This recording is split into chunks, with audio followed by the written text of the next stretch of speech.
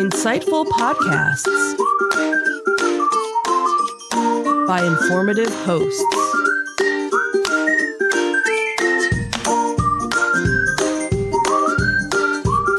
Insights into Things, a podcast network.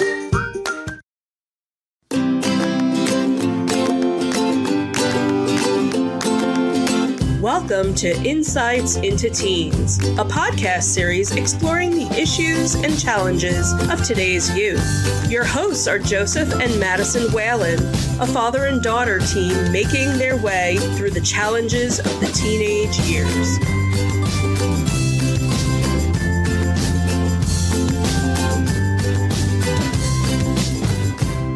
Welcome to Insights into Teens. This is episode 155, Ranking Hollywood Studios and Epcot Rides. I'm your host, Joseph Whalen, and my informed and astute co-host, Madison Whalen. Hi, everyone. How you doing today, Maddie? I'm doing okay. How about you? I'm doing okay, too. And joining us again this week from our Insights into Entertainment podcast to lend her expertise in all things Disney, I give you the illustrious Michelle Whalen. Hi, everyone. How you doing today, dear? I'm doing okay, thank you. I'm glad to hear that. So last week we had talked about analysis on popular rides from Magic Kingdom in Disney World. This week we're going to take a deep dive into popular rides at both Hollywood Studios and Epcot, many of which I can't comment on because I don't go on them. But first, before we do that, I'd like to invite our listening and viewing audience to subscribe to the podcast. You can find audio versions of this podcast listed as Insights into Teens. You can find video and audio versions of all the network's podcasts listed as Insights into Things. And we're available on Apple Podcasts, Spotify, Google Podcasts, any place you can get a podcast listing these days. I would also invite you to offer your feedback. You can write into us at comments@insightsintothings.com. You can hit us on Twitter at twitter.com/insights_things. Or you can get links to all of our social media on our website at www.insightsintothings.com. Shall we start? We shall. Here we go.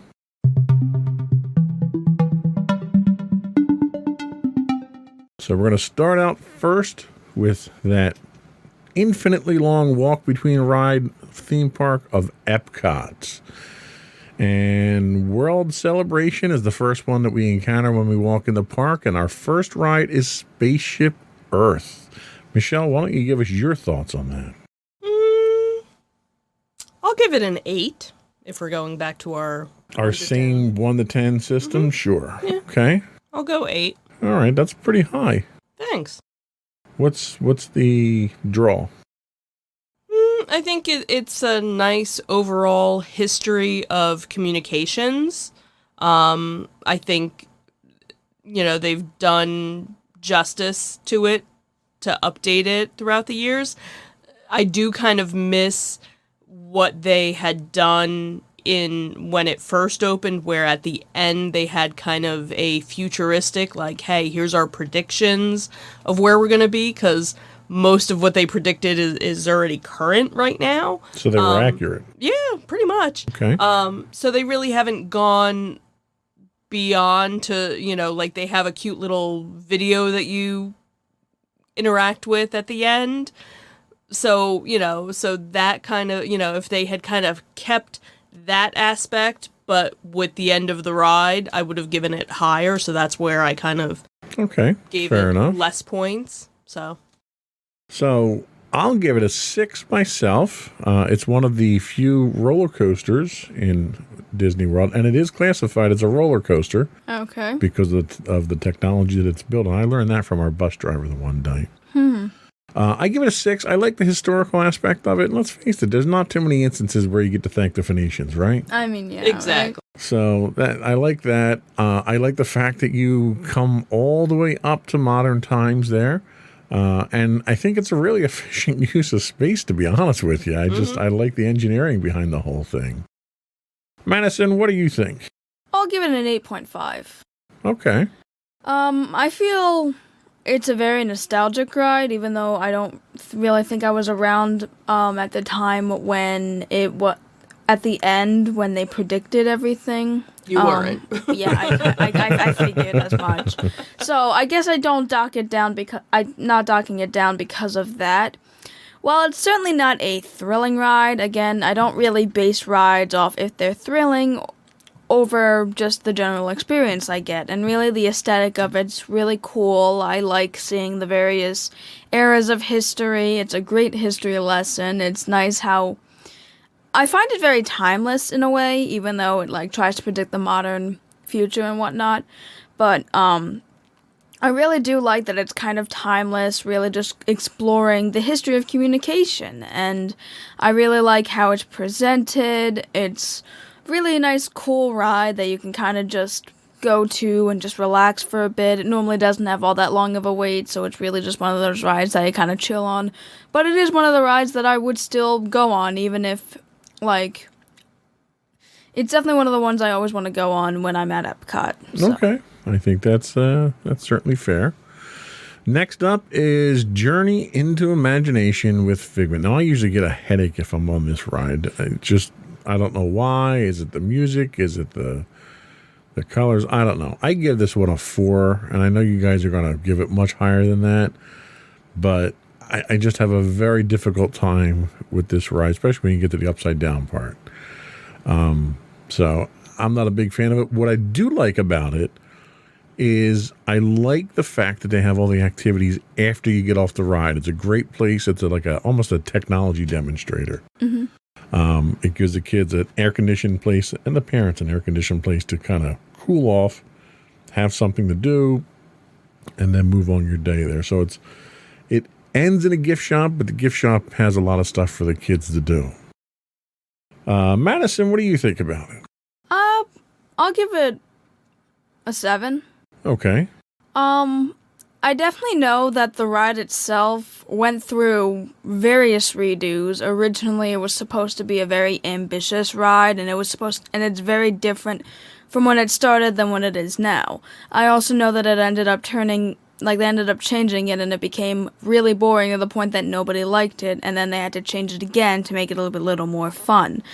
While I personally don't have necessarily nostalgia for it, because I don't know the original intentions for the ride, I do enjoy the ride. It's definitely fun. The song isn't the most annoying one in the park. No, it's not the most, but it's close. It's like, I do kind of like the different verses of it. I do like that it does play with our senses, which is kind of cool. The ending, while it certainly would give you a headache, it's definitely very extensive, and I kind of like that aesthetic. And again, the ending, when you actually get to have the activities in the what if labs, I'm pretty sure they call it, which right. I'm pretty sure is where most of Pixar's stories go from. So I really do like the ending of it. And I'm really only docking it down because it's not really it has a nice aesthetic to it, but it's not the most entertaining ride. Okay. To me. Michelle, what are your thoughts? Well, I will give it a 7 as well.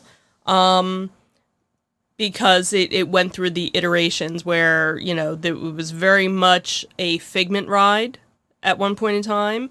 Then they got rid of Figment, and that's when nobody went on the ride at all. And then they realized, you know what, we have this character, we really should bring him back. And they brought him back. So I think, for that aspect of it, I enjoy the fact too. And again, if you're not somebody that went to Disney, way back in the day, all of the upside down stuff is actually recycled from one of the original other Epcot rides, Horizons, where there was a scene where, they're showing everything and, people live upside down because zero gravity, I think. And this is why we have Michelle and this on is why because she's the history buff. Yep. So when, so for people that saw that, it was like, oh my God, so it's nice to see Disney recycles things and changes it up and everything. And, they brought the song back. And so it's kind of still there. It would be nice if Dreamfinder was part of it a little bit more because he was part of the original ride, but you kind of have a little homage to him, at the end. The other thing too is, yes, you have the little play area. The other thing too was that was also where Honey, I Shrunk the Audience used to play, also in that same pavilion, because they had the movie theater there too. That was where originally Michael Jackson's Captain Nemo played, Captain EO played, and then the Honey, I Shrunk the Audience, which was like an interactive 4D, 3D movie type thing they had, and the seats actually kind of shook at some point. So unfortunately, when the movie left, that's when they had changed Figment. So, like, nobody was going to that pavilion at all. So at least when they changed it up, then more people started going again. So that does it for World Celebration. We'll now talk about World Discovery, where we have Mission Space, which none of us have ever gone on. So we'll skip Mission Space for a discussion. Unfortunately, yeah. And then Next. we'll go on to what's probably, I think, our family's most favorite ride there, which I've never been on, and that's Test Track. So, Maddie, why don't you tell us about Test Track and how you'd rate it?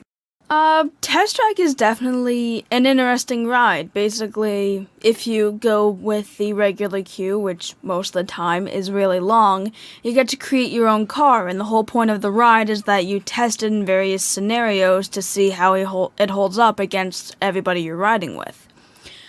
Because we do the single rider most of the time, we don't actually have a car, but the single rider goes way faster than the regulars, so, The line does, not the car. The line, Right. yeah. Right. And I'm gonna give it a 10.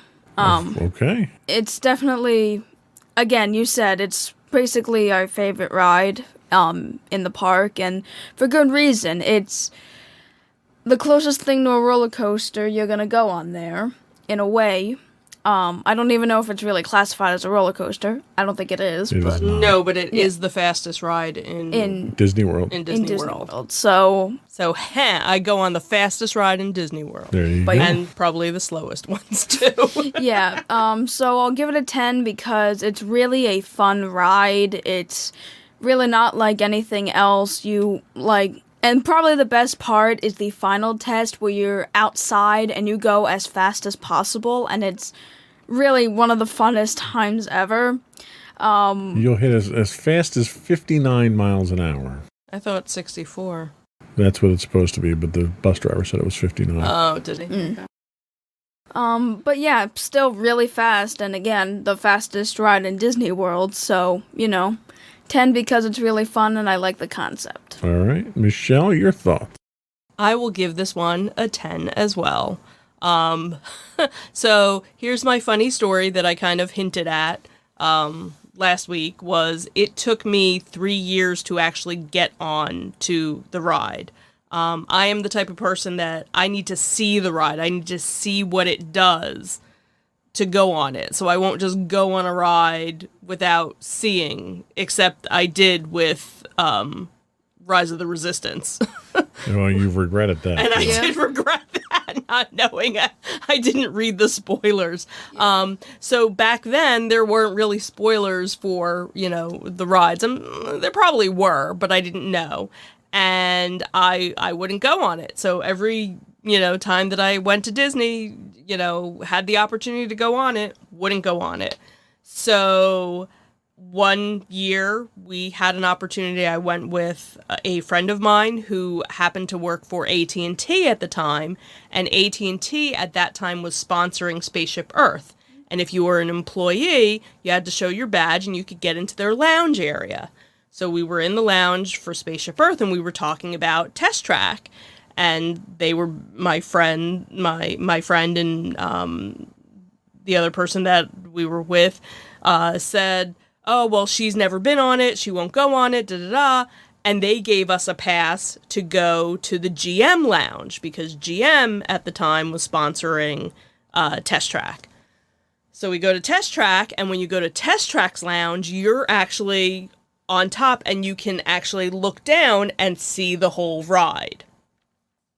So after many drinks of Coca-Cola, because they didn't have alcohol in their lounge, I decided, okay, I'm going to go on this ride. And the idea behind it at the time, and even still now, is that you are testing out a car. So you're a crash test dummy. You're kind of a crash test dummy. So they do, regular brakes and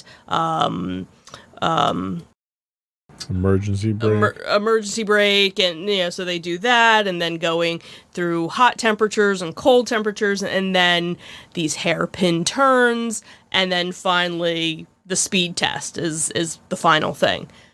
So I get on it, and as we're nearing the end, going around these hairpin turns, it stops. So now I'm freaking out because the ride breaks down while I'm on it. And it was maybe only 3 minutes that we were down, and then it started back up and everything was fine. So of course, oh my God, I'm never going on this again. And that's the one ride that we will do multiple times, at Disney together. So. Okay. Well, I'm glad it worked out for you. So moving on to world nature, we have Living with the Land, that death-defying, incredibly exciting ride. That boat ride through the wilderness. Madison, why don't you tell us about Living with the Land? Living with the Land is basically supposed to be, it's like an actual area where plants are grown in Epcot. They turned it kind of into a ride. I know from what why not? It's Disney, right? I know from what you've told me, there were actually used to be people there, like, talking about the plants, and you could actually ask questions. Right. There actually used to be a tour guide on the actual boat that you went through and would tell you about the different things. So Disney made a ride out of watching grass grow. That's incredible. Basically. And you could actually do a behind-the-scenes tour and do a walking tour of the area. I will say it reminds me a lot of the Chocolate World ride, where they talk about like how they make chocolate, but in this case it's an actual real area where they grow plants, and like they actually tried to make it into a ride. I'll probably give it a 5. Like, it's a good educational ride, but it's really boring. And there's not a lot. That's a stunning endorsement. I mean, come on. What do you have to say about it then? Well, I would give it a 4. It's not even fully air conditioned, which that's pretty high among my rating points on rides. But it's a boat ride, and you go through the different habitats and you see the different ways that they grow things. What's interesting about it is they harvest what they grow there and they sell it at the restaurants there. So a good portion of the food that you eat from a vegetable and, non-dairy, non-meat standpoint, a lot of it comes from what they grow there. So that's kind of cool because it's not just the areas that you see there. They've got large greenhouses and stuff like that. So that's kind of cool where it's almost like going to Red Lobster and picking your lobster out of the tank type thing, Hey, I want that cucumber over there, But that's neat. It's neat seeing the different technologies, but you're right. It's educational. It's not particularly exciting. There's no drops. There's nothing thrilling to it. It's a nice slow ride. Michelle, what do you think about it? Yeah, I would give it a 5. It's, it's really that educational thing, trying to show you the different environments and how to harvest things. So, in a desert environment, here's how you can grow things. And, here's a simulation of something in space. They even do fish as well, and showing you how they do that. So not just fruits and vegetables, but even fish. So it's kind of interesting to see that. Again, most people, when they're going to an amusement park or a theme park, they're looking for something big and exciting, and this is part of that whole educational aspect that Epcot's really kind of known for. Well, and if you're a prepper or a survivalist, it's a Right. great lesson on how to actually, build, your vertical growing beds and your hydroponics and all Right. that stuff, so that during the zombie apocalypse, you know how to survive. There you Thank go. you. Thank you, Disney, for equipping us during the zombie apocalypse. That brings us to probably the second favorite ride that we have in that park, and that's Soarin' Around the World. It used to be Soarin' Over California. It's Soarin' Around the World now. Maddie, why don't you tell us about that? Soaring around the world is basically you're put in this hang glider, basically. You're put in this hang glider, and pretty much you're going to take a tour around the world, and you're actually lifted up off the ground, and there's a big cinema screen, and it's basically simulating you going around the world when you're not actually going around the world. So it's basically a movie, but you're up high and you're experiencing it, and you get little turns and whatnot. So how do you rate it? I'll give it a 9. It's definitely a very unique ride, and it's really fun. I do like the theming of it. I like how they call us aviators, and I do like the whole idea of, oh, this is your flight. It's really fun concept. While the movie can certainly the movie's pretty much the same most of the time when you watch it, I really do like the idea of being lifted off in a hang glider, and I think that's a really cool part to it. Even though I'm afraid of heights, I can actually handle that. Yeah, and I think I'd probably give that a 9 too. It's depending on where you wind up, because there's 3 rows that you can wind up in. And as it comes up, the front row comes all the way up to the top, and it's a 3-story building that you're in. Yeah. And there's no floor, and if you're on the end of the row, you're literally dangling 30 feet in the air there. And the screen itself is sort of like an IMAX screen where it's a dome that it projects it in. So it's a very immersive feel to it. And it's motion controlled. So this thing is moving back and forth and swinging as you're flying and stuff like that. And there are times that you don't feel secure because it's only a lap belt that you have on. And there's literally nothing to hold on to. Yeah, and the only time, and for kids, there's this one bar that's in between your legs that you can strap on, which makes you feel a little safer, and it's maybe you do it for the adults as well. Right. And if you're in the middle, you see people hanging above you, and your legs are just dangling out there. So it's a real feeling the way that they do it, and they blow air at you as you're flying around. There's certain scents that they'll do, so it gives you that real feeling of it. So it's pretty cool. The problem I have is it's always such a long wait to get on the thing. Yeah. And the ride's over before you blink. So it's one of those ones where it's hard to justify the wait. Michelle?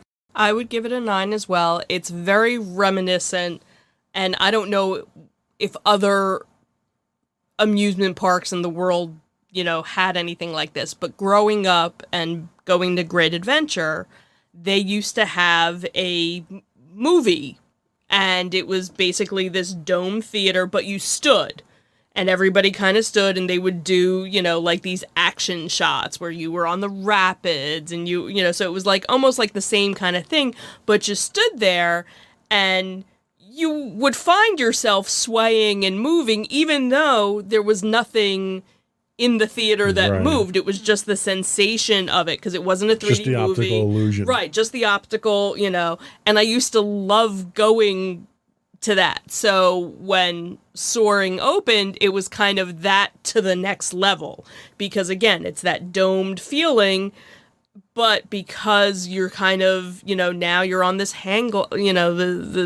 this glider swaying, going back and forth, it helps to, intensify it as well. And then, if you look at the history of how they created the ride, it was really kind of an interesting, backstory where, the Imagineer got his little Kinects set and just kind of, made a little toy prototype of it. And was pull his Tinker toy out of the attic. And that became, what we have today. So yeah, that's kind of cool. Yeah.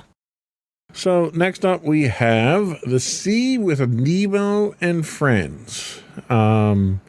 This one, I mean, it's, I don't know. It's not a thrill ride by any stretch of the imagination. It's a story ride.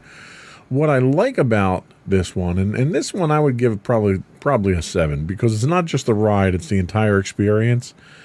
It centers around an aquarium, and they use digital projection on the side of the aquarium to kind of tell a story as you're going along and stuff, but you're literally looking out into a massive tank of water with real fish in there and stuff, so it has a really cool effect. But once you come off that ride, there's an entire aquarium there to explore with divers and everything. They've got one dive simulation where they have the divers actually come into a pressure chamber and they fill it up and you see them go swimming. It's really pretty neat the way that they do it. The whole experience is really very well done. So, Michelle, what are your thoughts on it? I would give the whole pavilion probably a 7, because the individual ride itself is probably kind of like a 5. But just the whole immersive aspect of it, of, you going on the ride and projecting, videos onto the individual wildlife, sea life in there, and then being able to actually go and get a deeper look at some of them. And then, of course, there's turtle talk, Dude. So that's kind of a cute little side thing, if you want to sit on the floor, because there's no seats for that. But then all the other interactive things, so kind of like a day at the aquarium, Condensed into one little area. to one little area, and it's all air conditioned. So, and that why it's rated so high with me. Right. Madison? I'd probably give it a 6, be in between both of you on the ride at least. It's definitely an interesting ride, considering that it is slightly unique. While it's certainly just a story ride, it is cool that it's a legitimate aquarium and that the activities afterwards do exist, and I really find it cool. The ride itself, though, is kind of meh, and we don't always go on it, so that's pretty much it. Okay. So that brings us to the World Showcase. Now, I think a lot of people probably don't realize that when you go to the other side of the park where the countries are, some of these countries actually have attractions, and a lot of people might not realize that there's attractions. Again, they're not huge thrill rides or anything. Some of them happen to be movies. You had a couple with 360-degree theaters in there telling stories and stuff. But the couple that really stand out, one is one that we go on all the time in Mexico, and that's the Grand Fiesta Tour starring the Three Caballeros. Tell us about that one, Maddie. It's pretty much a boat ride, and it goes, and basically the story of it is just that the Three Caballeros are going to perform a show for us, but Donald's missing. And then you kind of see the story play out through projections on, screens. And I do like how in certain areas, some of the screens are different. Like when Donald's in the water, it's an actual little puddle. At one point, it pulls it's a small world moment where you kind of have little characters, and they're playing out a scene in Mexico. For the ride itself, I'll give it a 7. Okay.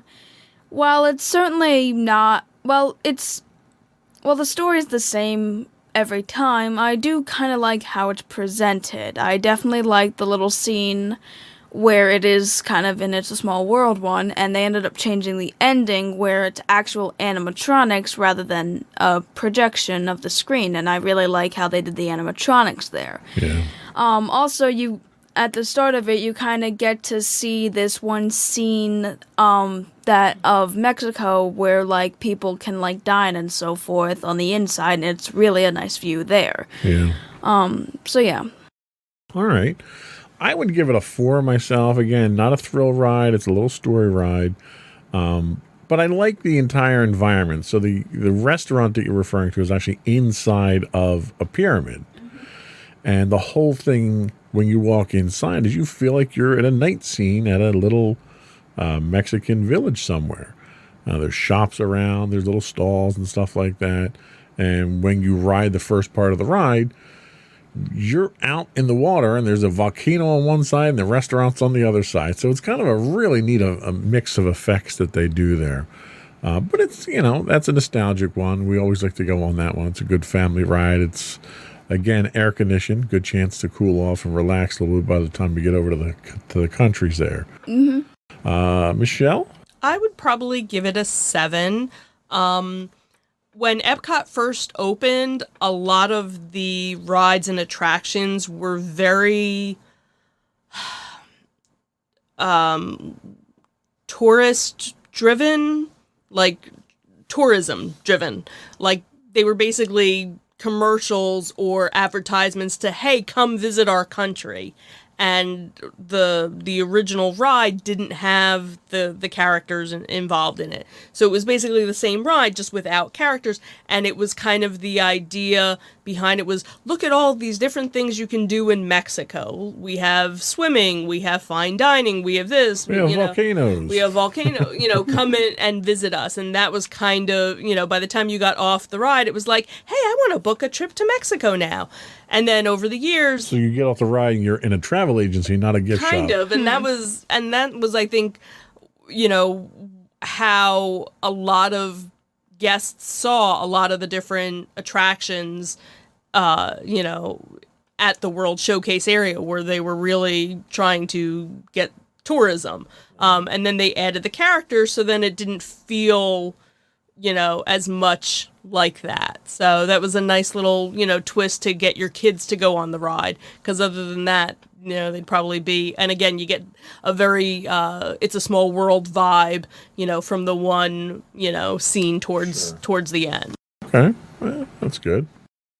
So the next one that we're going to talk about is one that was actually a revamp of one of the tourist rides, and that is Frozen Ever After. And I never went on the original ride. We always sort of skipped the Scandinavian peninsula there. Yeah. But from what you had said, it was very similar. The mechanics were very similar to what the original ride was. Right. The original ride was basically the same, boat ride, not to spoil it, at one point, your boat stops and then, you kind of go backwards and things like that. So all of that mechanic... You just spoiled it for everyone now. Sorry. Spoilers. Were the same. What was funny was there used to be a movie that you saw at the end. So the idea of the ride was like a little more... of the mythology of trolls and things like that, because that's what ends up happening is a troll puts a spell on you and, takes you back. And then, when you're back to normal, then you see like the oil rigs and you're like, this is weird. And then when you would get off the ride, there'd be a movie that was about modern day Norway, and like everybody would just exit. Like, nobody would stop. You would just keep walking and go to the end. So obviously, for the Frozen ride, they took out the movie and, extended the gift shop, basically. And so now it's all themed, with Anna and Elsa. So how would you rate it? I'd give it an 8. Unfortunately, it's usually always a long wait unless you have a lightning lane, or you get there very early or, very late. I'm kind of surprised they don't have more interactive stuff in the queue. There's stuff to kind of look at, but nothing really interactive, and that's kind of surprising since they recently, put that in, and that seems to be a thing that they do with so many of their newer attractions. Madison, how would you rate it? I'd give it an 8.5. While, like you said, in the queue they don't really have a lot of interactive stuff, they definitely still tried to get the aesthetic of it, and I can appreciate that. I also like the version of their animatronics. While they certainly look a little weird at times, it's definitely an interesting way to do animatronics where they just light up their face, but you can still move them. I do like the ride mechanics, even though that was probably in the original ride, but we never rode the original ride, so can't really do much for that. But I definitely like that it definitely felt like a different ride when we first were on it, and it wasn't like your typical dark ride, which it's kind of a mix of a dark ride and a boat ride because it's still one of those story progression ones. So yeah, I'd give it an 8.5 because I generally kind of like. Okay. I am not a big fan of it myself. I like kind of the decor that they use. And I will say it was a much more interesting boat ride than the, what was the Avatar one? Oh, the Avatar one. Oh, yeah. In Animal Kingdom. So it was certainly better than that. Mm-hmm. I'd give it a 5 just for the overall storytelling of it. I think I've only gone on it once at this point. I've not had a compelling reason to go back to it. Yeah. So the last one that we have, and then we'll take a break, that is of the brand new one that you guys went on, which I didn't get to go on. I could have, but it was too hot and I left after that. Was Remy's Ratatouille Adventure. Maddie, why don't you tell us about that one? So that's definitely an interesting ride. It's a 3D ride, but it's also a ride that kind of has loose mechanics, and like every time you go on it, you can kind of go in different areas or you move differently than everybody else.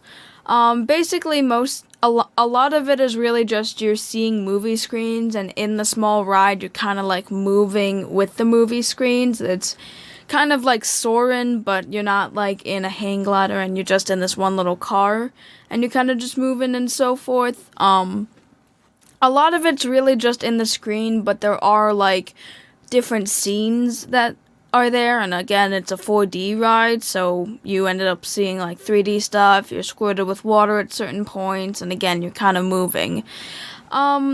I definitely like the aesthetic of the queue. While there's, again, not many activities to do in the queue, it's definitely interesting to see the queue. At some point, there is, like, a scene where there's, like, Gusteau and the sign, and, like, he ends up moving in the queue, which I found kind of cool.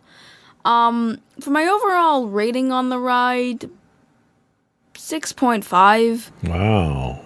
Boy, eating on the rat, huh? Wow. I don't know. Like, especially trying to justify the wait time. While it is a new ride, the wait time is not justified. I don't know. Like... Well, you don't have to justify. I think that's a fair rating from what you've described. I wouldn't question it. Yeah, it's an interesting story. It's not really a story ride because it's like a completely new story, kind of, but it kind of brings back all the characters from it. But I don't know. I guess like I would have preferred a bit more of the animatronic side rather than the 4D side. But all right, Michelle, your thoughts? I don't know. I would probably rate it an 8. Little bit higher, obviously, because it's some new ride technology. It's the trackless system, so you're in this little mouse, and, a couple of you kind of follow each other, and then all of a sudden, 2 of you go this way, 2 of you go this way, and at some point you kind of go into, like, your own little theater where they do the whole, movie aspect, and... Of course, I'm thinking, oh my God, we're gonna drop because we have there's a lap bar crap, because that always means you're gonna drop on something. But you just kind of have the sensation that you're going to, but you don't. And then you kind of move along, and then there are actual aspects where you're the size of a mouse, so everything's larger than life above you, and you go to the next room, and stuff happens, and another movie happens, and then you go to something else, and there's another scene, and something else, and another movie, and a lot of back and forth. So I thought it was definitely cute, an interesting take on the whole new ride technology. I wouldn't wait an hour for it, so thankfully we had a lightning lane and didn't have to, wait as long, so. All right.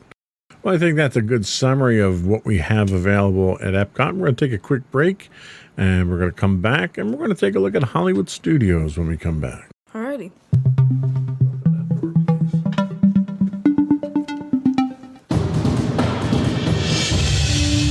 For over 7 years, The Second Sith Empire has been the premier community guild in the online game Star Wars: The Old Republic, with hundreds of friendly and helpful active members, a weekly schedule of nightly events, annual guild meet and greets, and an active community both on the web and on Discord. The Second Sith Empire is more than your typical gaming group. We're family.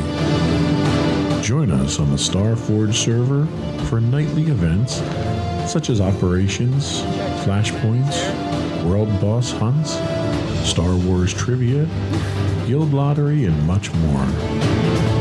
Visit us on the web today at www.thesecondsithempire.com.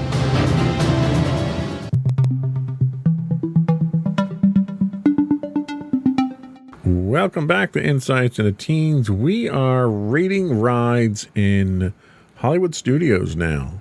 So going up Hollywood Boulevard, we did see the distinct absence of many of the, what are they, the Hollywood Players they're called? A lot of the ambiance. The actors, the streetmosphere. Yeah, a lot of the ambiance was missing during our trip, which was kind of disappointing. But we did get to go on the new ride, which replaced the great movie ride on Hollywood Boulevard, and that is Mickey and Minnie's Runaway Railway. That's a mouthful there, isn't it? Yep. Michelle, why don't you start off with your review? I would give this one like a 9 or a 10. Yeah, 9.5. Yeah, I know Okay. you would. Okay. Okay. That's it? Well, it's Mickey's first ride. This is the first ride that Mickey ever was on. Yep. After 90-something years, he finally got a ride. I miss the Great Movie Ride. The Great Movie Ride helped to, set the stage for your day, in the park, and give you some history on some old movies, and so it's kind of sad that they got rid of it to create this ride. But I like how they were able to take the whole trackless ride technology and kind of enhance it a little bit, and the interactiveness of the screen, and you're watching a movie and all of a sudden you have to go through it, and the trains kind of break apart but come back together, and a couple of different scenes, and again there are scenes that we didn't see that they have, so it's not always the same ride, when you go on it. So I thought it was cute. I liked it. All right, Maddie? I think I'll give it an 8. While it definitely reminded me a lot of Remy's ride, I found myself enjoying it a lot more. Probably one of the best tone setters I've seen. Basically, you're put into this area, you're just in the Chinese theater for a bit, and then you're watching a screen, and then it crashes and a legitimate hole appears that I was not expecting to see. And as soon as you go through that hole, you immediately see that you're in this cartoony world, because it's in the new art style that I know you don't like. But, you're immediately basically transported into an area that looks way more cartoony than anything else in the ride's queue, which I really found enjoyable. And because we ended up being in the caboose, I really liked how they actually had, a specific sound for the caboose, because it's you guys are all the way in the back. I know that the train itself is supposed to open and see, Goofy, and then and for the back, since you can't really see it, it's he, is still speaking with you, and I really liked that. Again, I really liked that it was certainly different, and there were definitely gonna be different scenes that you could have gotten depending on where you were on the ride. I actually also do like that not only is it like one of those similar cinema screens like with Remy, and then it's another one of the trackless systems. But there are legitimate kind of animatronics, and they're done interestingly enough to where it's like it kind of still matches with the original art style, which I kind of like. Okay, and what was your rating? An 8. An 8. I'm not even going to rate this because we have a point scale of 1 to 10. I didn't like the ride. It was jerky unnecessarily. They did away with the Great Movie Ride, which, how do you do away with a ride that's called Great? I don't know. In a park that's a Hollywood park, and you do away with literally the only ride that has anything to do with Hollywood, you've done away with it. You've done it in a style that I absolutely can't stand because it's literally like Disney reinventing the worst type of art style you could possibly do. Tell us how you really feel. Well, and like, you know, Disney is known for quality animation, and the new animation style they have is terrible. It's like, you know, flip book three frames per second, terrible animation that they do. And they did a whole ride in that theme, and it just completely turned me off. So I'm not even going to rate this because it wouldn't even make my scale on a 1 to 10 scale, to be honest with you. Anyway, deep calming breaths. Moving on to Echo Lake, which I didn't even know was an area there. We talk about Star Tours. Now, Star Tours, I didn't go on this time because my back was killing me. Star Tours I will rate, and I will give Star Tours an 8. I've always liked Star Tours from when we first started going. Unfortunately, because of my bad back, the ride, it's a motion simulator ride. It's themed great, walking through the entire queue and everything. I mean, you can't beat the giant AT-AT out front there, especially when it shoots water in the heat. But the ride's just a little too jerky for me right now. Last time I went on there, I wound up wrenching my back and it was not happy. But I love the ride, especially when I get on the ride and it's the Vader scene, because the way they put the ride together, there's 3 sections or 3 scenes, and those scenes are randomly generated now. Well, not randomly, they're randomly selected. They're the same scenes over and over, but each of those scenes has a different selection of scenes you can get. And it's nice. The one time you were the rebel spy on the ride, which was always kind of fun when that happens. And it opens into one of the best gift shops in Disney World. So I really like the ride. Michelle, your thoughts? I would probably give it an 8 as well. You know, I like how over the years they've enhanced it and did new scenes for you know, to kind of change it up, and I like how it's very random so that you don't always get the same scene.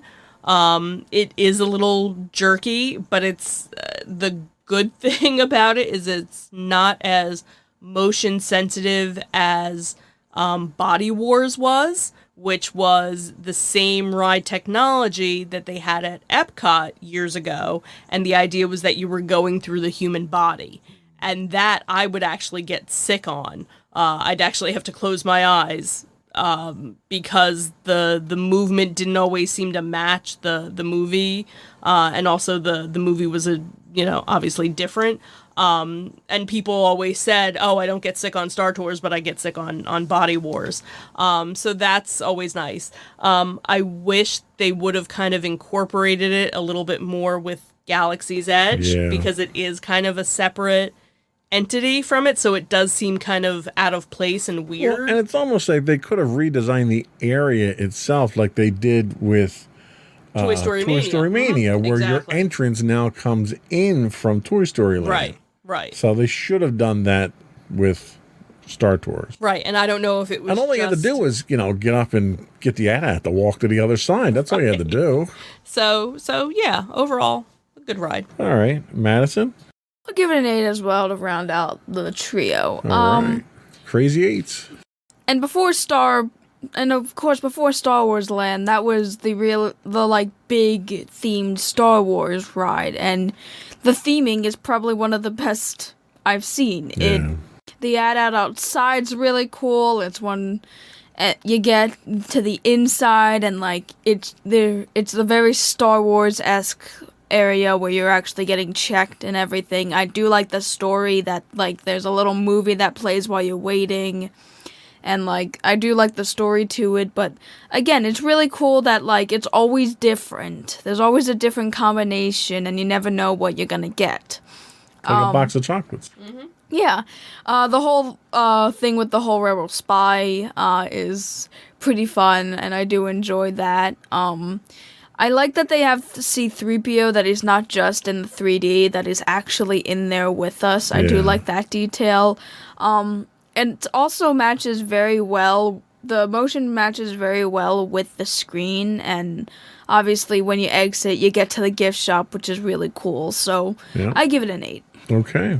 And the other thing, too, is that the idea behind it, and maybe this is why they don't have it in Galaxy's Edge, is because it's also, you know, the idea behind it was it's in Hollywood studios and it's like the behind the scenes. So at one point when you're walking, you see the ad, but when you get to a certain point in the queue, you look and you see it's really a facade The back side of an ad. Right, because you have the back lot, commissary right there too. So it's kind of the idea is to give you the feel that you're on a movie set. Right. Whereas when you go to Galaxy's Edge, you are on a planet in the Star Wars galaxy. So.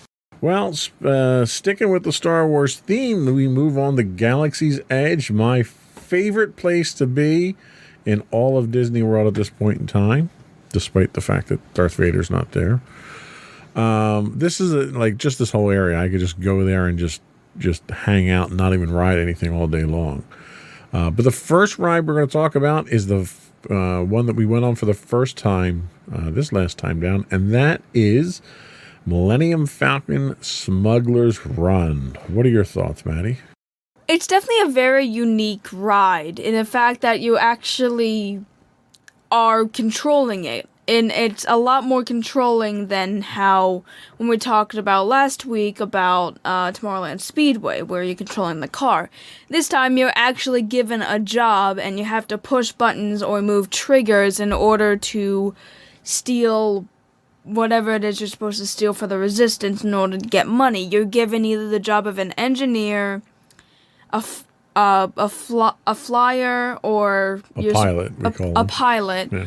Or Flyers are a hockey team. Or an attacker. Or at least that's what gunner. A gunner. Clearly you didn't listen to the briefing. I'm sorry. Because she was an engineer every time. So. Yeah. And basically you get different jobs each time. The engineers have to push buttons in order to fix any like damages that the ship gets inflicted with when, the pilots end up crashing into stuff. You're either a button masher or a stick mover. That's really what you are. But like it definitely tries to include everyone. The engineers also like shoot out the grappling hooks in order to grab the stuff you need. The gunners are obviously the ones that shoot at stuff, and you just hit the buttons there, and you're also supposed to shoot out missiles as well. And then obviously the pilots are the ones that control it, but one goes up and down, the other goes left and right, so it's a little confusing there. But there's 6 people on each one, but I know that they have more people at once, because I ended up seeing one of the behind-the-scenes one where they end up turning all of them, and they have a bunch of capsules. The aesthetic of the ride is really cool and unique. I really like that. You actually get to be on the Millennium Falcon, and seeing it like that in real life is really cool. So I should probably rate it. I'll give it a 9 out of 10. All right, Michelle? I would also give it a 9 out of 10. Again, the aesthetics of everything, the theming behind it is just really cool. Just the aspect when you get to Galaxy's Edge and you walk and you see the Millennium Falcon there. So anybody that's ever been a fan of Star Wars or watched Star Wars, grew up with it, to see it, you're like, oh my god, it really does exist. That was really kind of it. And to get on the ride and, you're walking and the theming behind it, and then all of a sudden you're like, oh my god, there's the chess set. that's awesome. I want to stop and play, and it's like, no, you got to keep moving. You're like,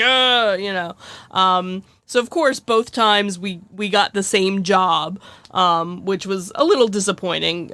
But like when you're the engineer, all you're doing is pushing buttons. But for the most part, you can still watch, what you're doing. You're in the cockpit of, the Falcon. So they can't really fit more than 6 people, which is nice that they're not, So as long as you kind of keeping an eye that your buttons aren't lighting up, you can watch, most of it. So I don't know how the rest of it goes. Obviously, if you get somebody that can't fly, your ride might be over a little bit, shorter time period than somebody else that does a little better. So I like that it is kind of interactive, with that, and it just looks really cool. I like the engineering of the ride because the way that they do it is, when you walk up to the ride, you see the facade that is the full-size Millennium Falcon, and you never step on that. You go into the ride behind it, and the ride behind it operates very much like the barrel of a 6-shooter. You have multiple cockpits, and they rotate the cockpits in from loading to unloading as you're doing the job. Yeah. So it's really neat the way they do that. It's also really cool that you're literally inside of a giant video game because it's run off of Unreal Engine, which powers all the modern video games of today. It's the same engine that your shooters work off of, your Star Wars Squadron works off of. All the video games that you play on your console or computer power this technology, which is what's really cool. Mm-hmm. If you get a bad pilot and you're the engineer, you wind up spending a lot more time button mashing than you do looking at the screen, unfortunately. But obviously, no matter what, 6 people in there, it'll fit 6 people in the seats, or probably 2 Wookiees. It's just cool, the ambiance, you literally, they maintain the aspect of that total immersion. When you walk through the queue, you're walking on the Millennium Falcon, and you feel it. And when you step into that cockpit and you sit down and fasten your seatbelt, you're on the Millennium Falcon. It's just awesome. Like I compare it to Star Tours. So when you get on Star Tours, the screen is up in Star Tours. So you don't really see anything until the ride starts. But when you walk into this, the screen is on. You see a hangar bay that you're in and people walking in it and all that stuff. So I don't know. It was one of those rides that's very immersive. I'd give it an 8. I don't want to give it a 9 because the seats were really uncomfortable and you did get bounced around a lot, but I had to find something to complain about. Sure. Speaking of complaints, let's talk about Star Wars Rise of the Resistance yet. Michelle, why don't you tell us about your unique experience with this ride? Well, again, this was one that I didn't do any research on beforehand, and I was like, oh, it'll be fine. I saw enough videos of it, and there's nothing that's gonna drop. It's fine. It's all good, right? Yeah, not so much. But I would still give it a 10. Even, it scared the living bejesus out of me. I think the whole, obviously unfortunately we didn't get to do it this last time that we were here, down there. So we did it the time before when they still had the virtual queue, which worked out, fantastic with that.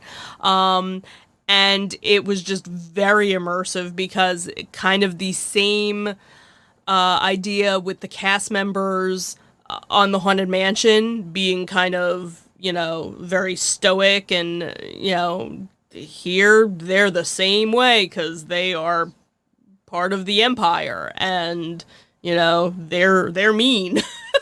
And they'll pick on you and, get in line and do this and do that. And, and the pre-show was very immersive, and, just the whole, it kind of reminded me in some respect when we had done the Star Trek experience where, you're in one thing and all of a sudden you're not in something else. And it was kind of that same thing.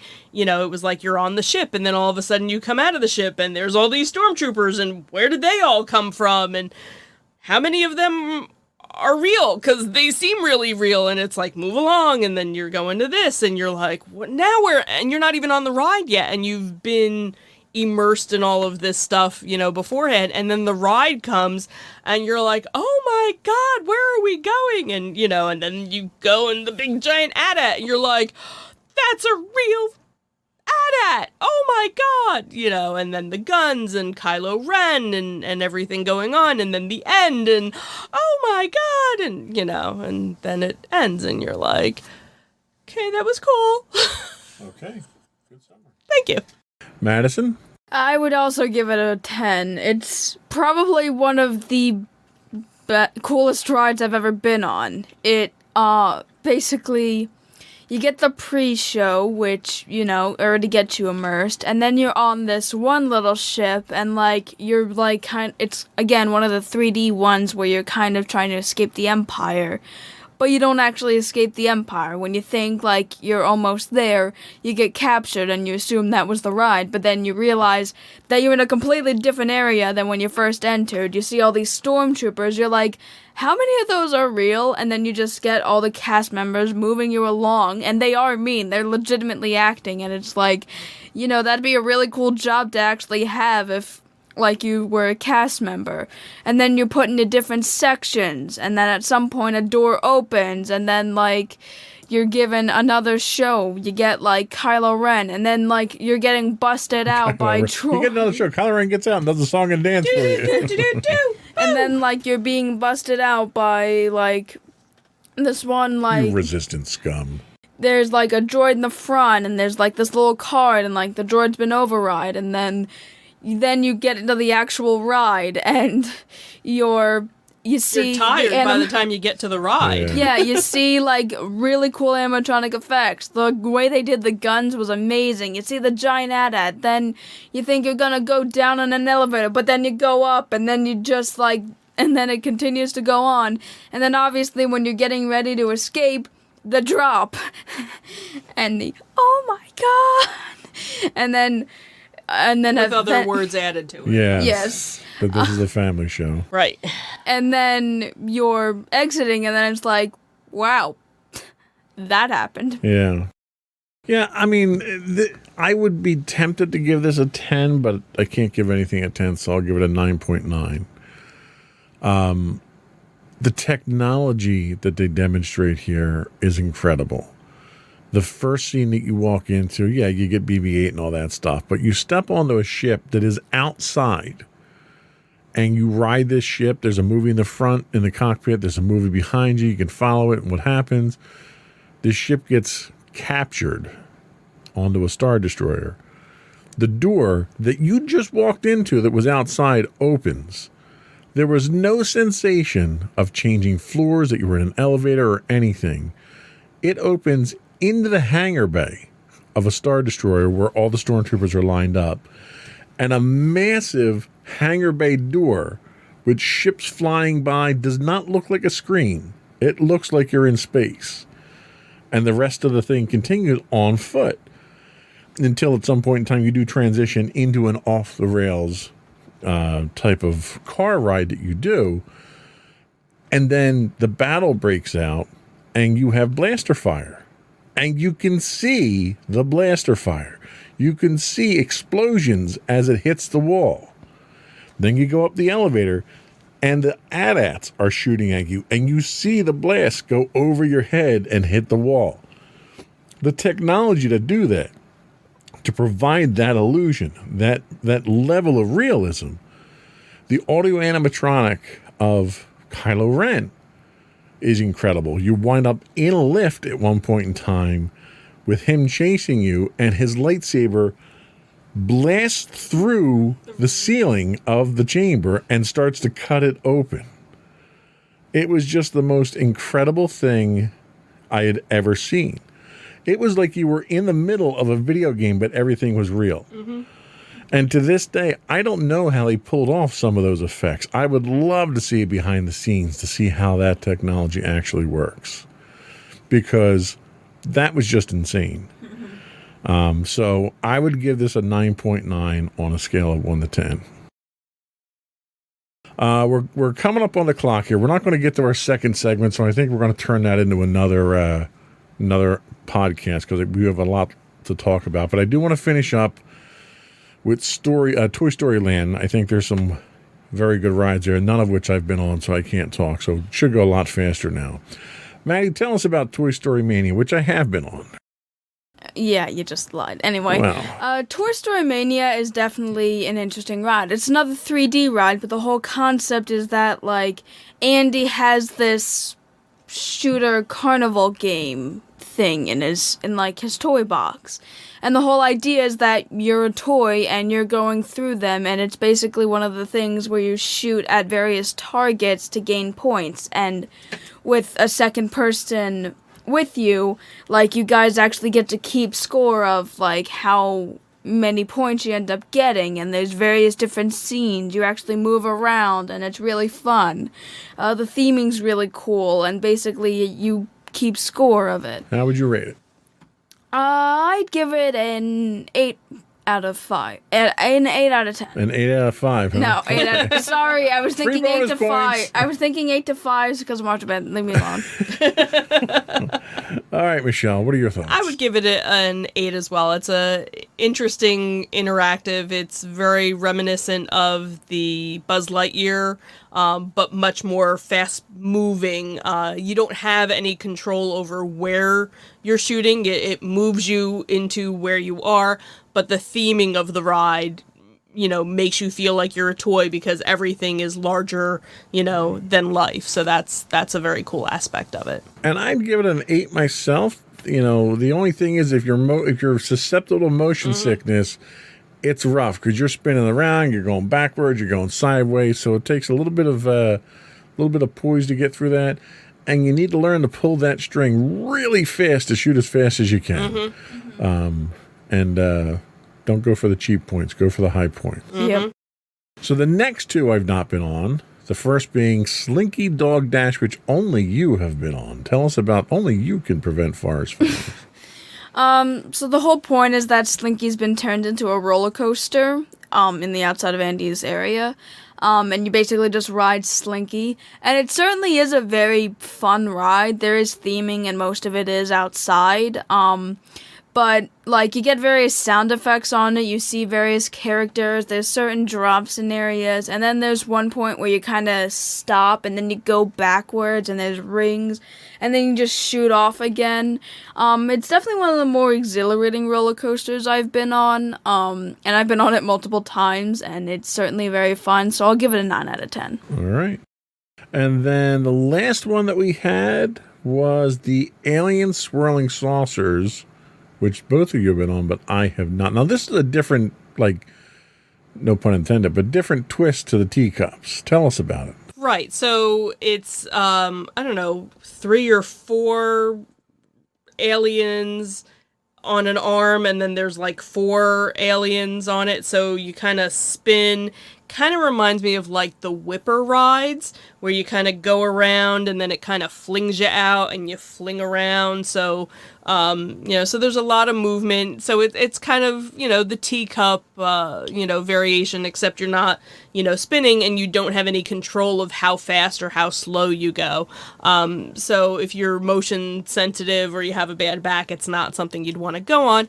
And unfortunately, it's one of those, it's over before it kind of starts ride, so you're only on it for a minute and a half. So we usually only go on it when there's little to no wait or we got a lightning lane and could basically walk on it. So I'd probably give it a 6. Okay, Madison? I'm actually going to give it a 7, mainly because, there are definitely certain parts we end up twisting and it's, really fun. It is pretty much like the swirling, the teacups, but, you end up in certain areas getting changed because, there's, 2 circles and, you go from one circle to the next. And they do actually have 2 areas so they can manage the workflow a bit more, kind of like the Dumbo one. Okay. Yeah. So I appreciate that. There's not a lot of theming to it, but I still like the ride itself. All right. Well, the last section we have is Sunset Boulevard, which has another ride none of us have been on, so I'm not sure how it made this list. And then the last ride is Rock and Roller Coaster, which only you have been on. Why don't you tell us about that one? So I only have been on it once, but basically it's the only ride in Disney that has loop-de-loops and makes you go upside down. There's a little pre-show where you're kind of talking to Aerosmith and they're giving you like a ticket to go to their concert, and the whole story is just like you're supposed to get there as fast as you can, which clumsy story, but oh well. The queue Everybody's a critic.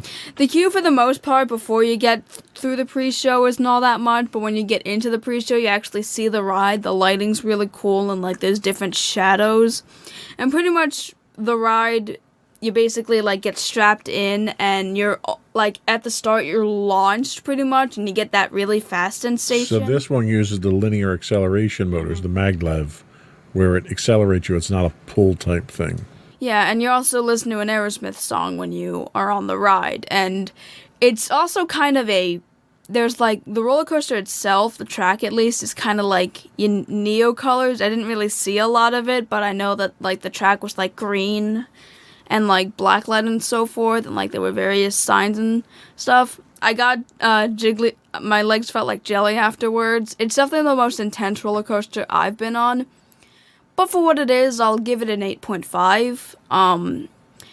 The theming could probably have been better. Like, I don't know if Aerosmith specifically would have been the best. Well, they're a little out of touch these days, too. Yeah, maybe, like, changing that would be a little better. But, like, I can still appreciate it being the only roller coaster in Disney to go upside down. Okay. Well, I think that was a good rundown of some of the more popular ones that we can talk about, at least.